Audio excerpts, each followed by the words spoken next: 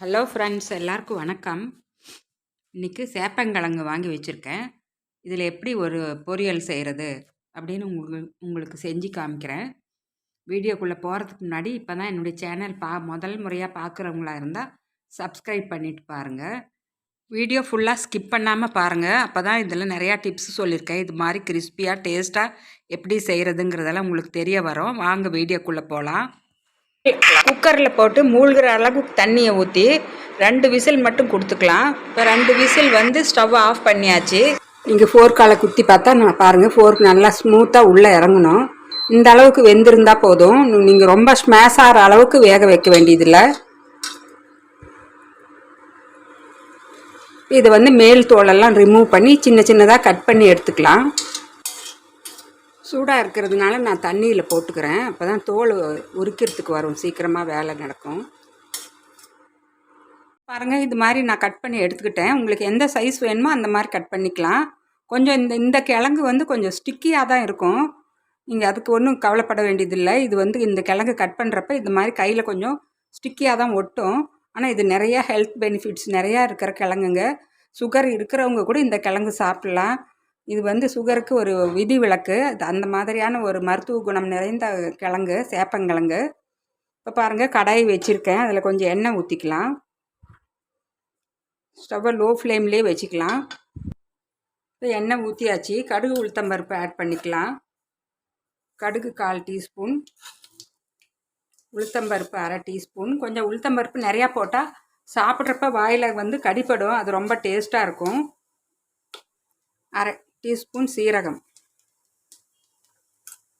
கடுகு நல்லா பொரியட்டும். அங்கே கடுகு நல்லா இப்போ பொரிய ஆரம்பிச்சிடுச்சு. இதில் வந்து இந்த கருவேப்பிலையை போட்டுக்கலாம்.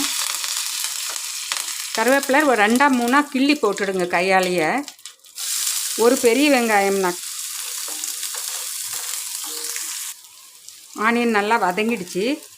இப்போ இதில் வந்து பாருங்கள், ஒரு 1/4 டீஸ்பூன் அளவுக்கு இஞ்சி பூண்டு பேஸ்ட்டு. அதிகமாக வேண்டியதில்லை. இஞ்சியும் பூண்டும் சேர்ந்து சும்மா நீங்கள் கையில் கூட நீங்கள் தட்டி கூட போட்டுடலாம். 1/2 டீஸ்பூன் மஞ்சள்தூள். இப்போ நான் வந்து வீட்டில் செஞ்ச குழம்பு மிளகாய்த்தூள், சாம்பார் பொடி எப்படி வேணால் சொல்லிக்கலாங்க. அதுதான் 1 டீஸ்பூன் போடுறேன். அதுவும் இது மாதிரி வெங்காயம் வதங்குறப்போ போட்டு நீங்கள் செஞ்சு பாருங்கள், ரொம்ப டேஸ்ட்டாக இருக்கும். தனியாக காய் மேலே போடுறத விட இந்த மாதிரி நீங்கள் போடுறது வீட்டில் என்னுடைய ரெசிபி குழம்பு மிளகாய்த்தூள். இதில் கட் பண்ணியிருக்கிற இந்த சேப்பங்கிழங்கு ஆட் பண்ணிக்கலாம். நல்லா ஒரே மாதிரி கிளறி விட்டுக்கலாம். கிழங்குக்கு தேவையான அளவு உப்பு ஆட் பண்ணிக்கலாம். இது நிமிஷமாக வேக வச்சிட்டோம்னா நிமிஷமாக ரெடி பண்ணிடலாங்க.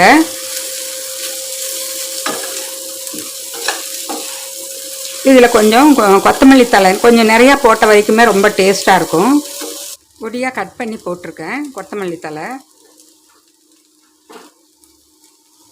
இது நல்லா கிளறி விட்டு இந்த சாம்பார் பொடி உப்பு எல்லாமே இந்த கிழங்குல இறங்குற வரைக்கும் கொஞ்சம் நேரம் ஸ்டவ்வை வந்து மீடியம் ஃப்ளேம்லேயே வைக்கலாம். மூடி வைக்க வேண்டியதில்லை. ஆல்ரெடி கிழங்கு வெந்துடுச்சு, அதனால் நாங்கள் மூடி வைக்க வேண்டியதில்லை. 1 நிமிஷம் கழித்து மறுபடியும் பார்க்கலாம். 1 நிமிஷம் ஆயிடுச்சிங்க. இப்போ இந்த ஸ்டேஜில் நான் வந்து கொஞ்சம் அரிசி மாவு வீட்டில் நீங்கள் கையில் வச்சுருந்தீங்கன்னா, எந்த அரிசி மாவு வீட்டில் செஞ்சதாக இருந்தாலும் பரவாயில்ல, கடையில் வாங்கினதாக இருந்தாலும் சரி, ஒரு 3/4 டீஸ்பூன் 1 டீஸ்பூன் அளவுக்கு ஆட் பண்ணிக்கிங்க. ஆட் பண்ணி நல்லா கிளறி விட்டு அப்படியே லோ ஃப்ளேம்லேயே ஒரு 10 நிமிஷம் அப்படியே விட்டுடுங்க. நல்லா அந்த கிழங்கு வந்து மேலே வந்து கிறிஸ்பியாகவும் உள்ளார வந்து அப்படியே சாஃப்டாகவும் நல்லாயிருக்கும் சாப்பிட்றதுக்கு. இது நல்லா அப்படியே பரப்பி விட்டு அப்படியே மீடியம் ஃப்ளேம் இல்லை லோ ஃப்ளேமில் வச்சுடுங்க. அப்பப்போ நீங்கள் 2 நிமிஷத்துக்கு ஒரு தடவை கொஞ்சம் இது மாதிரி கிளறி விட்டுடுங்க, அடி பிடிக்காமல் இருக்கும். நல்லா ரெடி ஆனதும் பார்க்கலாம். பாருங்க, இப்போ ஒரு 2 நிமிஷம் கழித்து மறுபடியும் கிளறி விட்டுக்கலாம். நீங்கள் ஆயில் ஊற்றுறப்ப ஸ்டார்டிங்லேயே நல்லா ஒரு 2 டேபிள் ஸ்பூன் அளவுக்கு, 1/2 டேபிள் ஸ்பூன் அல்லது உங்கள் கிழங்கோட குவான்டிட்டியை பொறுத்து. இது வந்து நான் 1/4 கிலோ வாங்கியிருக்கேன், அதனால் நான் வந்து 1/2 டேபிள் ஸ்பூன் ஆயில் கொஞ்சம் நிறையா ஊற்றுனா தான் இந்த மாதிரி எங்களுக்கு அரிசி மாவு போட்ட அப்புறம் லோ ஃப்ளேம்லேயே வச்சுருந்தா நல்லா கிறிஸ்பியாக கிடைக்கும். சாப்பிட்றதுக்கு அந்த ஸ்டிக்கினஸ் இல்லாமல் நல்லாயிருக்கும்.